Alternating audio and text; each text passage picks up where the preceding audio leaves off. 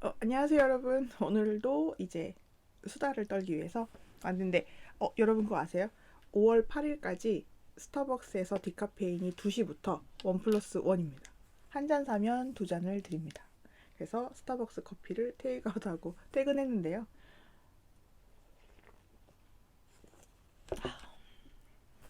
커피는 맛있죠. 여러분들은 어떻게 잘 지내셨어요? 저는 오늘도 책을 한 3권 정도 읽은 것 같습니다. 연휴에는 책 읽는 재미가 너무 재밌죠. 그래서 오후에 출근을 했다가 이제 퇴근을 하면서 나한테 보상을 해줘야 된다 하는 마음으로 이제 디카페인 커피를 테이크아웃하고 왔는데요. 여러분은 어떻게 요즘 지내고 계신지 모르겠네요. 그래서 음, 제 오늘 읽은 책 중에 매니악 책이 있어요. 매니악은 폰 노이만에 대한 책인 것 같아요. 그러니까 제가 보기에는 매니악은 처음에 매니악 그래서 뭔가 아주 그냥 처음에 읽을 때는 이 책은 뭔가 그 매니아스럽다라고 생각을 했거든요. 매니악의 뜻을 잘 몰랐어요. 그래서 읽다 보니까 이게 그 컴퓨터를 만들었던 그 처음이 그 수학적 계산을 잘하는 것으로 만들어서 이름을 약자로 따서 만들었더니 매니악이라고 만들어졌다 하더라고요. 그래서 매니악이라고 하고 조니악이라고도 불리기도 했고 그 컴퓨터의 원형을 만든 사람이 폰 노이만. 그래서 폰 노이만이 얼마나 괴짜였고 얼마나 위대했는데 이게 또 과학자가 사실은 과학자의 삶을 보면 이게 옛날에 저희가 읽었던 위인전하고는 좀 다르죠.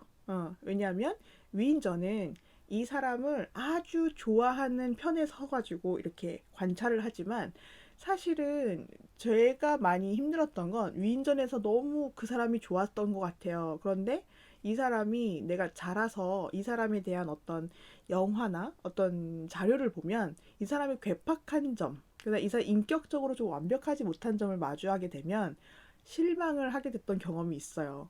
여러분은 그렇지 않았어요? 저는 퀴리 부인을 가장 좋아했는데 퀴리 부인을 되게 동경하고 과학자의 꿈도 키웠고 그래서 저는 과학 선생님이 되고 싶었거든요. 과학을 잘 가르칠 수 있겠다 생각을 해서 그랬지만 이제 퀴리 부인에 대한 그 어떤 이야기들이 있잖아요. 이 사람이 엄청 남자를 좋아했고 되게 남자들을 잘 홀렸더라고요.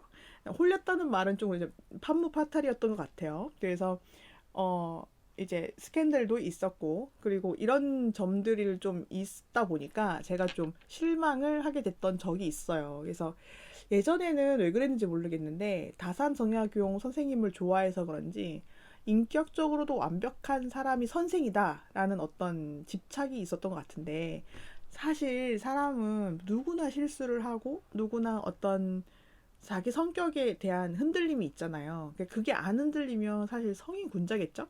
그런데 이제 그런 점이 어렸을 때 저는 좀 많이 실망을 했던 것 같아요. 그런데 이제 매니악 책에 나오는 이제 폰 노이만에 대해서 읽으면 이제 매니악을 쓴 저자가 전편을 제가 전에 있는 작품을 안 읽었었어요. 그런데 이번에는 이제 문학동네 북클럽 가입하면서 웰컴 키트에서 제가 선택을 한 책이었거든요. 처음에 읽었을 때는 이게 뭐지? 약간 이상했어요. 왜냐하면 시점도 이상하고 괴팍하고 그러니까 이렇게 자연스럽게 쉽게 읽을 수 있는 책은 아니었던 것 같아요. 그런데 어느 시점을 딱 지나서부터 이게 싹 몰입이 되면서 들어가게 되는데 폰 노이만에 대한 이야기를 중심적으로 저는 좀 인상 깊게 남고 이세돌과 구글의 그 컴퓨터의 대결에서 저는 그거를 이제 TV에서 봤는데 너무 충격받아서 저는 한 6개월 동안 너무 충격받았던 적이 있어요. 그래서 이 시스템이 뭘까라는 생각에 너무 사로잡혔던 게 또 기억이 나는데요.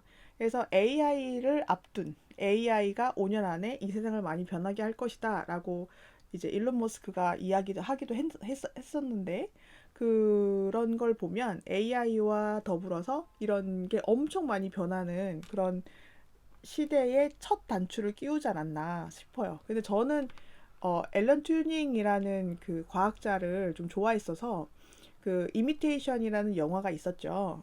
그 영화에서도 굉장히 너무 막 이렇게 그 고뇌가 있잖아요. 없던 걸 만드는 사람들의 이야기는 정말 많은 깊은 고뇌와 고심이 있잖아요. 그리고 얼마 전에 작년에 개봉해서 흥행했던 오펜하이머도 그렇고 없는 거. 오펜하이머가 나온 그 영화에서도 말했듯이 없는 걸, 그러니까 이론에서만 있었던 걸 실제화해야 된다는 것에서 막대한 자금과 막대한 지원이 그 순간 그걸 만들게 해서 사람이 경악하게 하는 그 일련의 과정을 쭉 그려놨잖아요.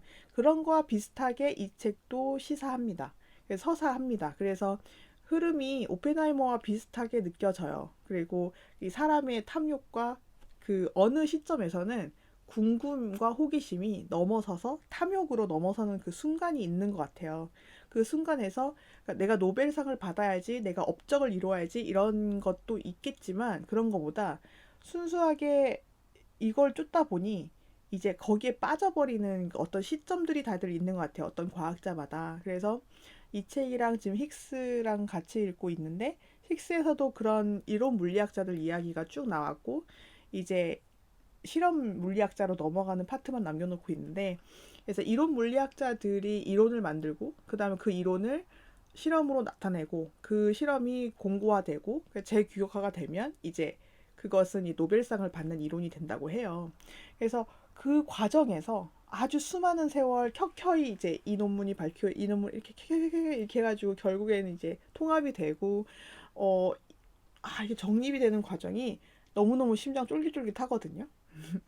그런데 이제 우리는 그걸 모르죠. 왜냐하면 우리는 밖에 있는 사람들이니까 약간 이거를 인간극장 보듯이 이제 탐닉을 할 수 있는 거죠. 이 과정을 약간 영화 보듯이. 근데 이제 막상 그 안에서 일하고 있는 사람들은 정말 인간이잖아요. 그래서 사람으로서 한탄도 많이 할 것 같아요. 머리 쥐어뜯으면서 할 것 같은데 저도 책을 읽으면서도 머리를 쥐어뜯고 있는데 이분들은 오죽했겠어요. 무에서 유를 만드는 거, 그 다음에 있는 이론, 없는 이론을 새롭게 구상해야 된다는 거, 논리적으로. 이게 사실은 되게 힘든 일인 것 같기도 하죠. 책을 읽으면서 이런 다양한 사람들을 만나게 돼서 되게 좋은 것 같아요. 그래서 다양한 사람들이라면, 이제 저는 이제 책을 읽으면 책 안에 있는 주인공, 그 책 안에 나오는 인물들하고 굉장히 가까워지는 느낌을 받거든요. 그래서 책을 읽는 재미 중 하나는 그런 것 같아요. 그래서 그 안에 있는 사람하고 나하고 되게 친한 친구가 된 느낌? 왜냐하면 책에서는 모든 그 사람 캐릭터를 다 분석을 하고 그 사람 말투, 행동 이런 게 다 묘사가 되고 그 다음에 그 사람에 대해서 너무 잘 알게 되는 것 같은 느낌이 들잖아요. 어, 약간 신 같은 존재라고 해야 되나? 그래서 내가 보는 관점에서의 모든 걸 다 속속들이 알고 있기 때문에 하지만 막상 내가 사는 인생은 나밖에 모르잖아요. 그쵸? 영화에 봐도 이 사람 시점 이렇게 카메라 앵글이 돌면 바뀌지만 사실 인생은 내 두 눈, 내가 가야지 알 수 있는 거잖아요. 지금도 내 남편이 뭐 하고 있는지 난 사실 모르잖아요. 영화나 소설이라면 독자들은 알겠죠. 그래서 약간 탐닉하는 마음이 센 것 같아요. 책을 읽는다는 거는 이제 남의 생활을 내가 알아간다. 라는 생각? 그리고 남의 생활에 약간 나 혼자 산다 프로그램을 보는 느낌도 약간 있는 것 같습니다. 그래서, 지금 과학자들의 이야기를 계속 읽고 있어서 과학자들이 한 사람이 이 이론에 대해서 얼만큼 열정을 가지고 일하는지, 얼만큼 연구를 하는지에 대해서 정말 숨가쁘게 읽고 있어요. 그리고 빨리 논문을 만들어야 된다. 빨리 내가 먼저 선두를 쳐야 된다. 막 이런 것도 있고. 그래서, 야, 이게 쉽지 않구나. 이게 어느 인생이나 이게 쉬운 게 아니구나. 머리 좋은 사람들끼리의 쟁탈전 같은 느낌입니다. 그래서 전 소소하게 이렇게 책으로 보고 있지만, 그 1960년대에 빠져든 것 같은 느낌이었다가, 매니악 책을 보면서, 컴퓨터 쪽도 이렇구나, 라고 했거든요.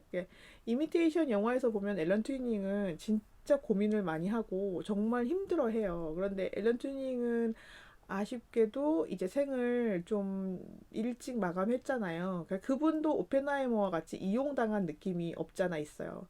그러니까 그분이 한 업적은 컴퓨터의 초석을 만들었다라고 해도 과언이 아닐 텐데 그분은 세계 2차 세계대전을 과감하게 끝낼 수 있게 만들었고 그분 때문에 수많은 목숨을 구했다고 하거든요. 이건 실화이기 때문에.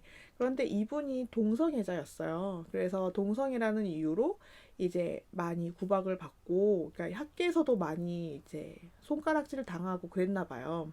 그래서 아쉽게도 생을 스스로 마감을 하셨습니다. 그래서 오펜하이머도 결국에는 우리가 오펜하이머 영화에서 봤듯이 이 사람 계속 신문 당하잖아요. 이 사람 때문에 그렇게 된 것도 아닌데 자꾸 어떤 정치적인 목적, 순수한 의도를 막고 있는 것 같기도 하고, 역으로 그 과학자들도 이제 폰 노이만처럼 정치적인 거랑 결합을 해서 이제 자기의 욕구를 이루는 사람도 있는 것 같습니다. 그래서 요즘 많이 그런 생각을 하실 수도 있죠. 내가 인간다워지는 게 뭘까? 그리고 내가 어느 정도 올라가신 분이라면 이제 타협을 해야 된다고 생각을 하실 텐데, 내가 조직을 위한 삶, 나를 위한 삶, 무엇이 맞냐? 사실은 저는 삶은 이게 옳다 저게 옳다라는 건 없는 것 같아요. 왜냐하면 그 옳다 그르다를 너무 쉽게 알 수 있으면 모든 사람들이 살기가 너무 편하지 않을까요? 그리고 이제 나를 집착하는 사람, 그 다음에 나한테 기대가 많은 사람. 근데 기대가 없어도 힘들잖아요. 사람이 참 간사하긴 한데, 어쨌든 이런 어떤 일련의 과정이 정말 복잡한 게 반응인 것 같아요. 그래서 사람이 단순하게 너는 이래, 너는 이래 이렇게 단정을 지을 수 없는 입장이 아닐까. 그리고 그렇게 살 수 없기 때문에 우리는 항상 현실에서 열심히 선택을 하고 열심히 생각을 해보고 최선을 다한 삶을 살고자 노력을 하는 게 아닐까 싶습니다. 그래서 책을 읽는다는 것도 그런 것 같아요. 내가 누구한테 물어볼 수 없고 어디서 답을 구할 수 없지만 많은 삶을 엿보다 보면 그 안에 삶에서 느껴지는 거, 그러니까 내 철학이 되고 내 감정이 돼서 어떤 일을 하고 어떤 일을 경험하게 되더라도 좀 담담해짐을 만들 수 있는 것 같아요. 그래서 조금 더 그 평탄한 감정선을 유지할 수 있다고 해야 되나요? 그런 것 같습니다. 그래서 오늘도 이렇게 수다를 한번 떨어봤는데 어떠신가요? 그래서 이렇게 마구잡이 수다가 좀 재밌지 않으실까 싶어요. 그래서 오늘 제가 읽는 책 위주로 설명을 많이 뭐 이제 많이 마음을 풀어봤는데요. 그래서 여러분도 저와 비슷하게 마음을 많이 풀 수 있는 독서를 하셨으면 좋겠습니다. 그러면 평온 독서 하시고 다음에 또 수다로 돌아오겠습니다.